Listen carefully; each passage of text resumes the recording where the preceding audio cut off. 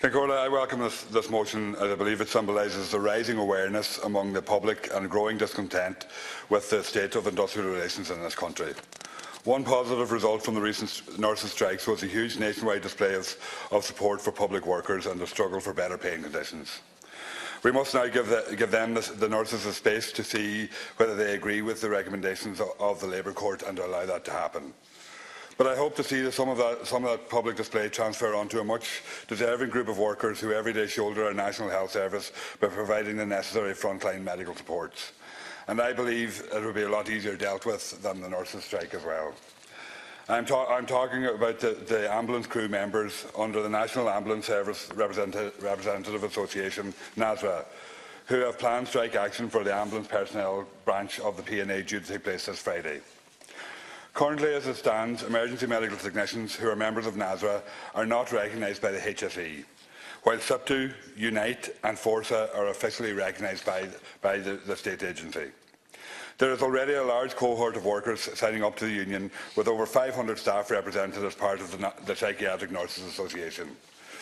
Dozens of work-related disputes have been addressed by NASRA. However, despite this, the HSE have repeatedly refused to negotiate on pay-related issues and refused to engage on the issue of payroll deductions of union subscriptions from NASRA members. There is a clear conflict of interest here where the only union recognised by the government is the same union representing their employers. This does not represent a healthy and diverse environment for industrial relations and compromises the pay and conditions of many workers in this situation. It further undermines industrial relations in this country as the state refuses to get involved. I want to bring to your attention, Minister, the results of the most recent National Ambulance Staff Survey carried out from 2016, which I believe reveals a lot about the government's refusal to recognise the union of choice by ambulance crew. It was found that many would not recommend their employer, felt undervalued and that their performance was not recognised, lacked feedback from line managers, rated quality of communication as poor, and many were dissatisfied with pay levels, and most striking, there was evidence of discrimination, bullying and harassment. Overall, the Net Ambulance Services response showed that 53% of respondents were dissatisfied with their employer. I think this paints a clear picture of discontent within the workforce, which has been allowed to fester beneath the surface thanks to many years of the state turning a blind eye. This has created an unfair power dynamic within the workforce, whereby the HSE has been allowed to ignore invitations to the WRC to work on a resolution.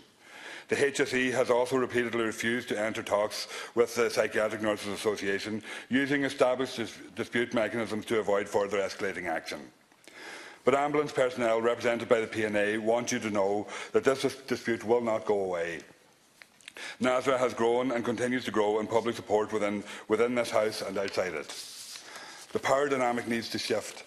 It should be the other way around. Workers should have a say as to who represents them, not the employer and certainly not the state. There is an easy solution to this strike. The invite from the WRC is there, and all you have to do is tell the HSE to respond in a positive manner, as they have done with the nurses, and go and meet at the HSE and discuss this and find a resolution with the DNA. Collins.